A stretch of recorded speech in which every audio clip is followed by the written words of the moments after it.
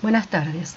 En esta primera clase de fisiología digestiva vamos a hablar sobre generalidades del tubo digestivo y vamos a introducir el tema de motilidad. En la clase presencial hablaremos en particular de la motilidad esofágica, gástrica e intestinal. El tubo digestivo es considerado como un sistema especializado en el procesamiento de alimentos. ¿Qué quiere decir esto? Nosotros incorporamos distintos nutrientes como hidratos de carbono, lípidos, proteínas, y en el tubo digestivo estos sufren distintos tipos de procesamiento que vamos a describir a lo largo de las 4 clases, ¿sí? Con el fin de poder absorber esos alimentos que han sido procesados para así el organismo poder obtener energía a partir de ellos. El aparato digestivo puede ser considerado como un largo tubo que se inicia en la boca y finaliza en el esfínter anal externo. En esta diapositiva tenemos representado el tubo digestivo. Se ve aquí claramente la boca, el esófago, se continúa con el estómago, el duodeno y el intestino delgado con sus distintas regiones y el colon ascendente, el colon transverso y el colon descendente.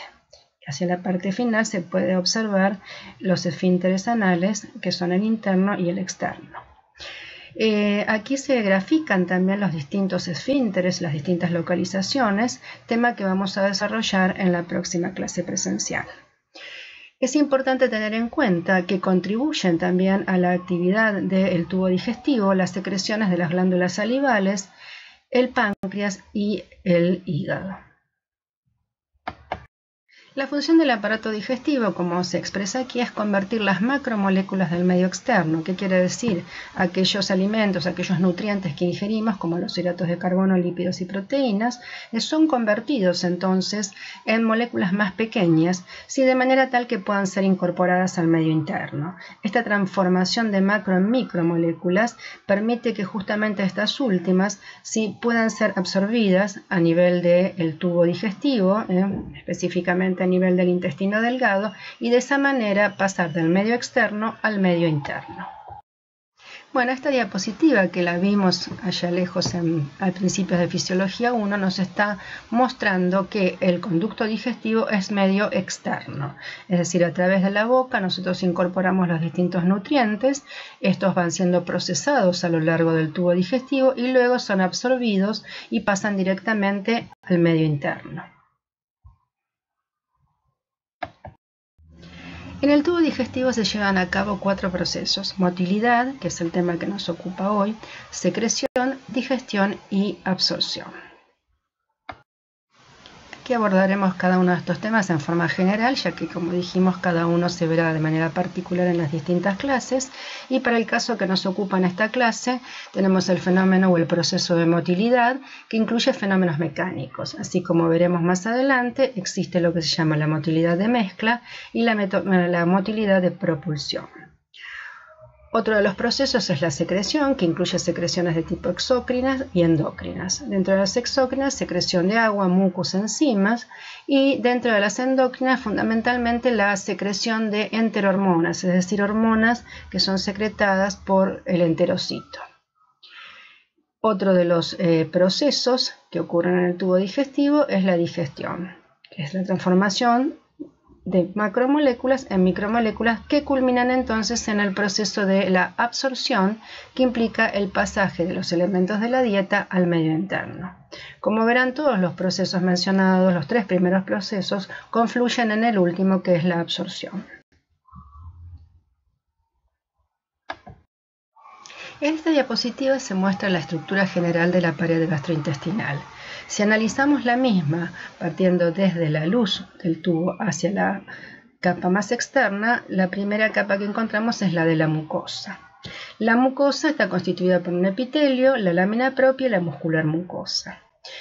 Aquí cabe aclarar que esta es una estructura general. ¿Y por qué digo esto? Porque a nivel de la mucosa, ¿sí?, hay variaciones según la región o la zona que estemos analizando del tubo gastrointestinal. Por ejemplo, a nivel del esófago no existen estas vellosidades. Estas vellosidades, como ustedes sabrán, son sumamente importantes a nivel del intestino delgado, ¿sí?, donde allí encontramos a su vez las microvellosidades que aumentan la superficie de absorción.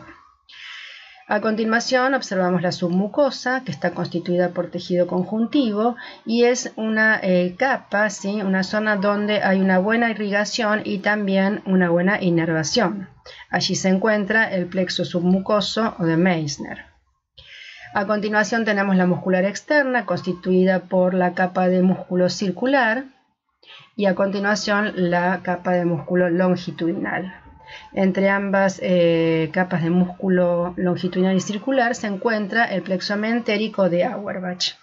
Y por último, la serosa, que está constituida por tejido conjuntivo y que a nivel del estómago y del intestino constituyen el peritoneo.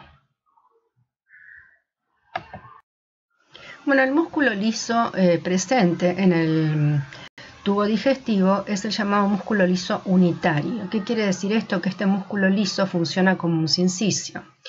Aquí podemos observar en el esquema que este está constituido por células sumamente abusadas con núcleos centrales y que están unidas las mismas por gap junctions. Esto va a permitir que cuando se inicie un potencial de acción, el músculo se contraiga como un sincicio, ¿sí?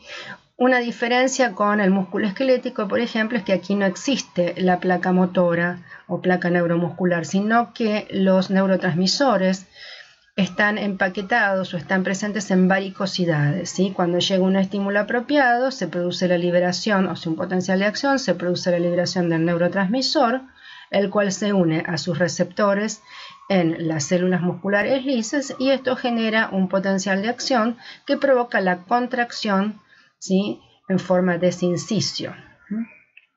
En este caso, en este músculo liso unitario, ¿sí? La fuerza de contracción está regulada exclusivamente por los niveles de calcio. Como ustedes saben, el músculo liso se maneja con calcio en el retículo sarcoplásmico, que está poco desarrollado, por lo tanto necesita también de una fuente de calcio extracelular.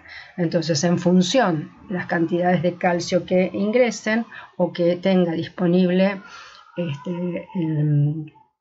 el músculo, es que va a variar la fuerza de contracción.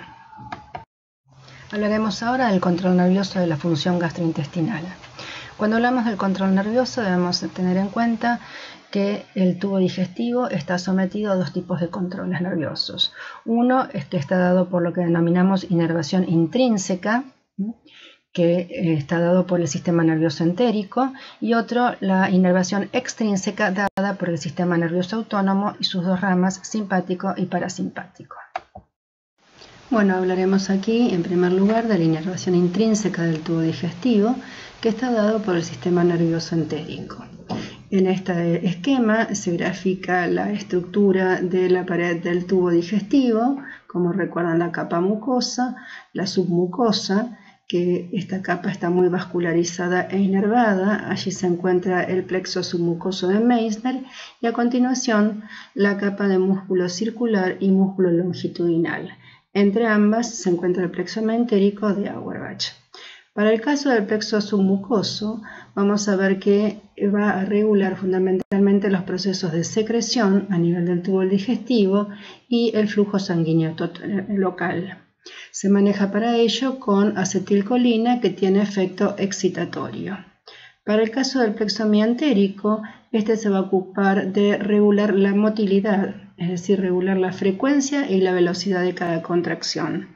Utiliza también para ello neuronas productoras de acetilcolina con efecto excitatorio. También en el plexo mientérico podemos encontrar, mezcladas con las neuronas que producen acetilcolina, células productoras de noradrenalina, VIP y óxido nítrico, entre otros. Estas sustancias que hemos mencionado tienen un efecto inhibitorio y podemos verlo fundamentalmente a nivel de actuando a nivel de los esfínteres, donde cuando es necesario que estos se relajen, entonces se liberan este tipo de sustancias que van a provocar la relajación de los mismos. Hablaremos ahora de la inervación extrínseca del tubo digestivo, que está llevada a cabo por el sistema nervioso autónomo, con sus dos ramas, la inervación parasimpática y la inervación simpática. Bien, si hablamos de la inervación parasimpática, tenemos que tener en cuenta que esta está dada por el nervio vago, como sabemos nace a nivel del tronco encefálico y de allí se dirige hacia el esófago. A nivel del esófago se forma una ramificación importante que va hacia estómago, intestino delgado y colon ascendente. Por otra parte, también los nervios espláncnicos pélvicos van a ser los encargados de inervar al colon y al recto. Existe una interacción importante entre esta inervación parasimpática y las células o neuronas ganglionares del sistema nervioso entérico. Como veremos después, el sistema nervioso entérico está íntimamente relacionado con esta inervación extrínseca. Aquí el neurotransmisor presente es la acetilcolina con efecto excitatorio. Por otra parte, si hablamos de la inervación simpática, esta se origina a nivel de la zona toracolumbar de la médula espinal, se dirige hacia los distintos ganglios y va a llegar a múltiples regiones del tubo digestivo. Utiliza este sistema noradrenalina y adrenalina también liberada de la médula suprarrenal con un efecto inhibitorio. Aquí tenemos representado lo que comentamos anteriormente. En la parte derecha de la diapositiva tenemos representado con el número 1 el nervio vago, lo que habitualmente se denomina parasimpático craneal. ¿Sí? Allí vemos que el nervio vago entonces se dirige hacia el estómago, hacia las diferentes regiones del estómago, ¿sí? Al duodeno y también al colon ascendente. Por otra parte, con el número 2 tenemos señalado lo que se denomina el parasimpático sacro, donde el nervio espláncnico pélvico va a ser el que va a inervar al colon transverso y al recto. Con respecto a la inervación simpática, que es la señalada con el número 3, que nace a nivel de la zona toracolumbar de la médula espinal, las ramificaciones de esta parte llegan hasta los ganglios simpáticos y aquí las fibras van a formar o van a hacer sinapsis con células nerviosas postganglionares. Y luego las fibras, van a llegar a distintas partes, distintas regiones del tubo digestivo. Es todo lo que está marcado con celeste y aquí hay que recordar entonces que esta es la inervación de tipo simpática con liberación de noradrenalina y con efecto inhibitorio sobre el tubo digestivo. Bueno, aquí tenemos un resumen del control nervioso de la pared intestinal. Tenemos el plexo mientérico, donde las neuronas están conectadas entre sí de manera bastante ordenada. En la parte inferior el plexo submucoso. Y fíjense acá lo notable, lo importante es ver cómo tanto el plexo mientérico como el submucoso se relacionan entre sí, pero que a su vez ambos plexos también están siendo controlados por el sistema nervioso extrínseco, es decir, por el simpático y el parasimpático. Fíjense que las neuronas que están marcadas en color rosa corresponden al sistema nervioso extrínseco, a la inervación extrínseca, y cómo estas ramas del simpático y del parasimpático hacen sinapsis con neuronas tanto del plexo submucoso como las del plexo mientérico. Por otra parte, es importante tener en cuenta que a nivel del epitelio de la pared gastrointestinal existen neuronas sensitivas, sí, que van a recibir distintos tipos de estímulos, como pueden ser cambios de pH, distensión, sí, que está dado por el bolo que llega a las distintas regiones del tracto gastrointestinal.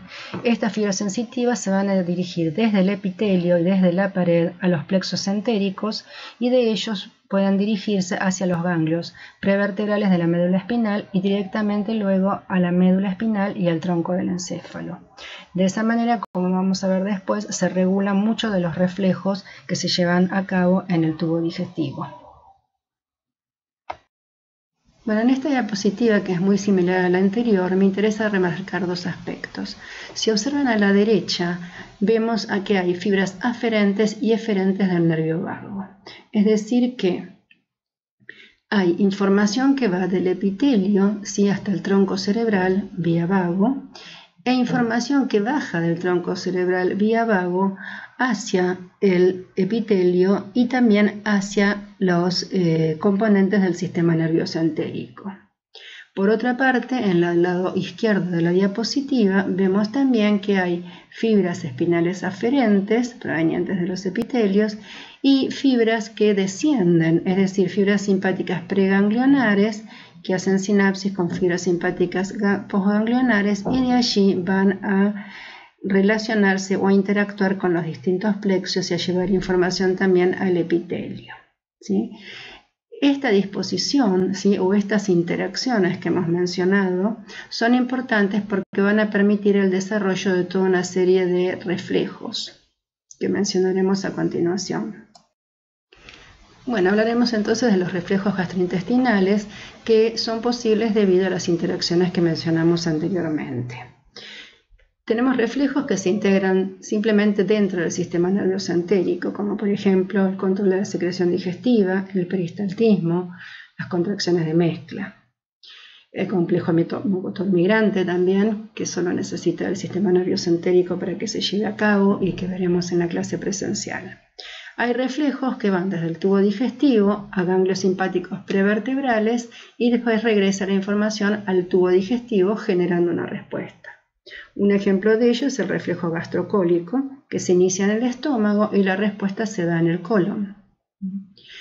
Un ejemplo de ello es lo que ocurre en los recién nacidos o en los bebés, quienes ingieren, hacen una ingesta y rápidamente evacúan. En el adulto esto no se da así, pero porque está abolido por nosotros mismos y por cuestiones sociales tendemos a frenar este reflejo gastrocólico. Otro reflejo es el enterogástrico, que se inicia en el colon, ¿sí?, y luego llega a intestino delgado, donde se liberan una serie de sustancias que lo que van a hacer es inhibir la motilidad y la secreción gástrica, reduciendo también así el vaciamiento gástrico. Bueno, introducimos ahora el concepto de motilidad para ya en la clase presencial hablar específicamente de motilidad esofágica, gástrica e intestinal.